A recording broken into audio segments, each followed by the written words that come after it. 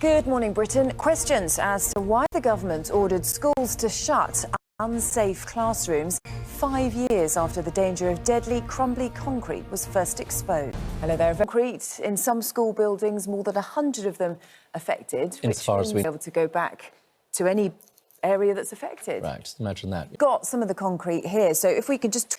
There's a question mark then over the number of schools that still have this that we don't know about. Also, we were talking about the hospitals, the other public buildings that have still got this. That's looked at, but it just seems like there's a difference in approach here as to how urgently it's being treated.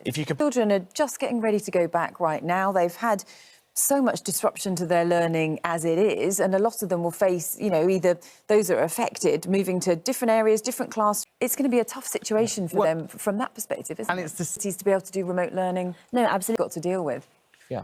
No, possibly. That will strike together for the first time in history. That's coming up in September and October. And this is going to be, Cindy, because it then means that you've got the sort of what they call the Christmas Day service, where, all routine operations and appointments will be cancelled, and it will just be coping with those emergencies that come up. Yep, so they're striking for 5 days. Very good morning to you, and welcome to the programme. It's Friday. It's the beginning of September, the 1st of September. I don't know where that summer has gone, but obviously everyone's turning their minds to getting ready to back to school.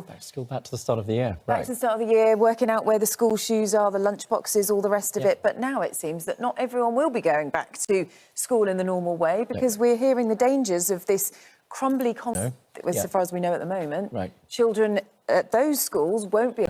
Exactly as you say. It's the end of summer. Trying to have a cheery Friday, but we're heading into a sort of winter of discontent. And it does mean as well, of course, changes to where children are learning, perhaps different classrooms, perhaps learning remotely again, which, of course, is going to add more disruption. We've got the Schools Minister, Nick Gibb, on later, so we're going to be speaking to him further about exactly how many schools are affected, if they know the number. But do get in touch this morning. Let us know if your school is one of those that's affected, because it is our main news. It's the start of the new school term. It's been plunged into chaos, though, for thousands of pupils in England, as more than 100 schools have been told by the government to close classrooms and buildings constructed from this potentially dangerous aerated concrete, which is at risk of collapsing. Yeah, thousands of children will now have to take lessons online in temporary classrooms or different schools whilst urgent repairs are carried out.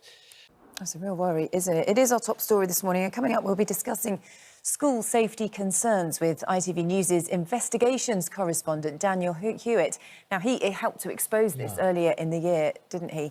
And as I said, we're going to be joined by the Schools Minister, Nick Gibb, because there are a lot of questions about the timing of all this, just before children are going back to school. Yeah.